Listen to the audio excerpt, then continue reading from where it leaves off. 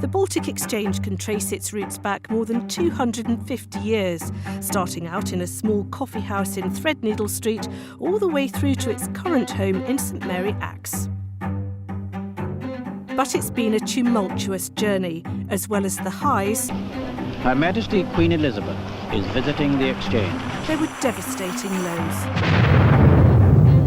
At least 2 beds down there, a car bomb has gone off, buildings have collapsed. Throughout these videos, we'll be getting insight from some of the key members and employees of the Baltic Exchange during the 20th century.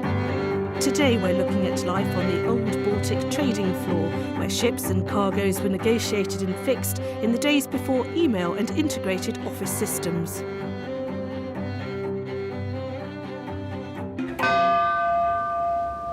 That's the sound of the Ceres bell, which opened trading on the Baltic Exchange floor every morning. Since 1903, when the Baltic moved into its first purpose-built exchange, the bell hung above an elevated desk from where an exchange superintendent oversaw the floor. Activity on the floor could be frantic, as members sought to obtain ships for their cargoes and cargoes for their ships. Whereas now the majority of trade is carried out on computers and telephones, trying to sign a deal was once a more complicated process. Tony Ring, a former shipbroker with Howard Holder and then the Baltic's own government broker, first started going to the Baltic in 1960 and says it was often the case of being in the right place at the right time.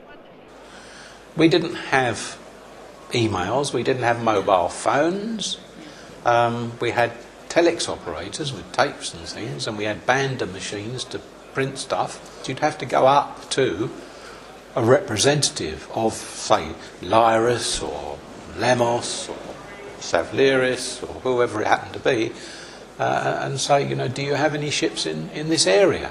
It made for tricky business. Eric Scheuer joined the Baltic Exchange in 1954 and would later go on to become managing director of Gibson's as well as chairman of the Baltic.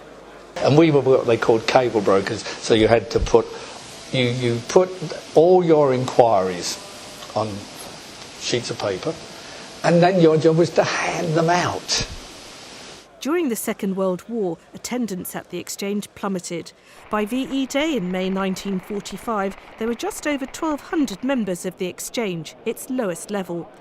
It was in the early 50s that membership really took off again, as shipbrokers and clerks returned from the armed services.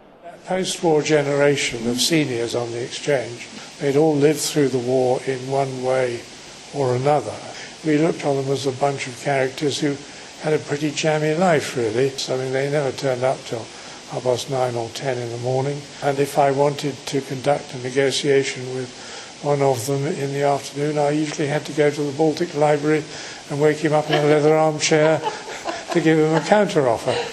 Despite the lucrative deals that were secured at the Baltic Exchange, the biggest perk for many was the sense of community. I got to know so many people at the Baltic. At first I used to try and write down the names of the people I met and who they represented, but after 2 weeks I gave up because I already had 300 names. And every now and then the trading floor was used for more unusual purposes. The fireworks on the floor, when Peter Harding became chairman, I think it was pointed out to him that if the Baltic burnt down, we'd be uninsured. So the edict went out, anyone letting off fireworks will be suspended. Ultimately, for the members, the Baltic Exchange offered a way of life. Not only was it where business was done, it was where they socialised too. You had so many friends, and whether they were competitors or colleagues, it was the whole spirit of the thing which made it work.